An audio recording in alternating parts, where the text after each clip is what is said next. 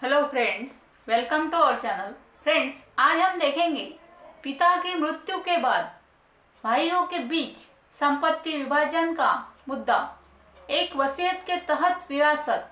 So friends, हमारा video पूरा देखें, लाइक कमेंट शेयर कीजिए, सब्सक्राइब करना न भूलिए।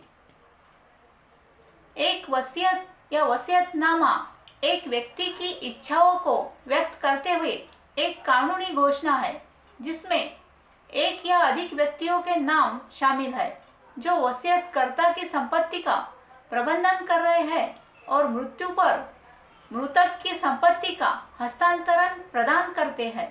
यदि एक पिता टेस्टेटर वसीयत पीछे छोड़ देता है तो संपत्ति भाइयों के बीच वितरित की जाएगी। एक निष्पादक को वसीयतकर्ता द्वारा नियुक्त किया जाता है जो कि अदालत द्वारा नियुक्त प्रशासक से अलग माना जाता है। व्यक्तिगत कानून के अनुसार विरासत, भारत में विरासत और जिस तरीके से मृत व्यक्ति की संपत्ति को वितरित किया जाना है वह उत्तराधिकार के कानून द्वारा निर्धारित किया जाता है, जहां ऐसे व्यक्ति या मृत व्यक्ति के इरादे की घोषणा करने वाले समकक्ष दस्तावेज नहीं होते हैं। हिंदू कानून के तहत हिंदू उत्तराधिकार अधिनियम 1956 की धारा 8 और 9 हिंदू नर की मृत्यु के बाद संपत्ति के वितरण को नियंत्रित करती है।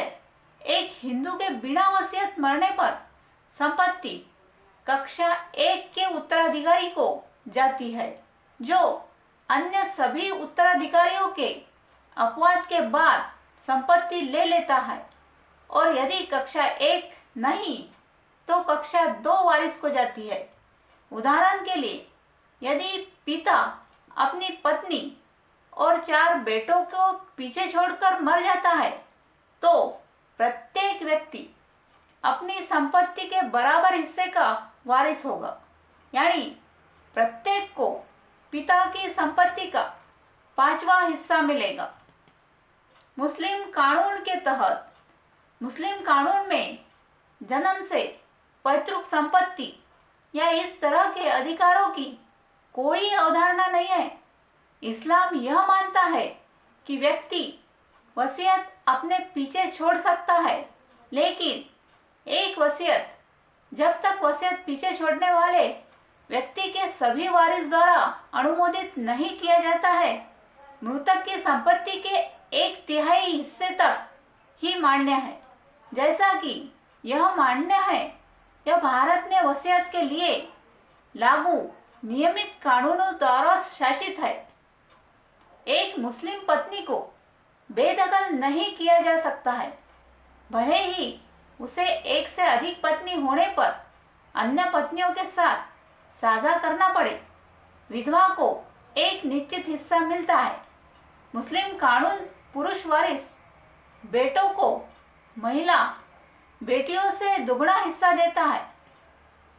वितरण की कानूनी प्रक्रिया, मृतक द्वारा छोड़ी गई किसी भी संपत्ति का दावा करने से पहले यह सुनिश्चित किया जाना चाहिए कि कोई ऋण बकाया नहीं है।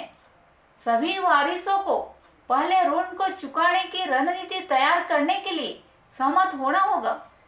यदि संपत्ति उनके पिता द्वारा छोड़ी गई वसीयत के अनुसार भाइयों के बीच वितरित की जानी है तो यह सुनिश्चित करना महत्वपूर्ण है कि वसीयत में कोई अस्पष्टता नहीं है और किसी भी तरह के समझौते पर पहुंचने के लिए कानूनी सलाह मांगी जानी चाहिए। वसीयत में स्पष्टता की कमी बाद के चरण में गंभीर कानूनी जटिलताओं का कारण बन सकती है, जिसे शुरुआत में सही दिशा में काम करके बचाया जा सकता है। यदि कोई वसीयत नहीं है तो एक संपत्ति को विभाजन विलेख या पारिवारिक निपटारे के माध्यम से वितरित किया जा सकता है। विभाजन का मुकदमा, संपत्ति के संबंध में किसी एक या सभी भाइयों द्वारा विभाजन का एक मुकदमा दायर किया जा सकता है। संपत्ति के लिए एक विभाजन विलेख अलग अलग लोगों में आमतौर पर परिवार के सदस्यों के बीच निष्पादित किया जाता है। पारिवारिक निपटान प्रक्रिया।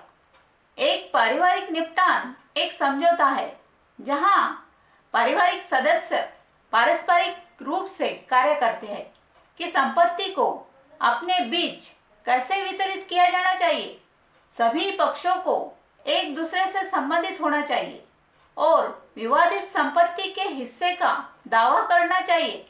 पारिवारिक निपटान एक समझौता प्रक्रिया है जहां एक तीसरा व्यक्ति, आमतौर पर एक वकील या एक वरिष्ठ परिवार सदस्य, परिवार को संपत्ति विवाद के पारस्परिक स्वीकार्य समाधान पर पहुंचने में मदद करता है। Thank you friends.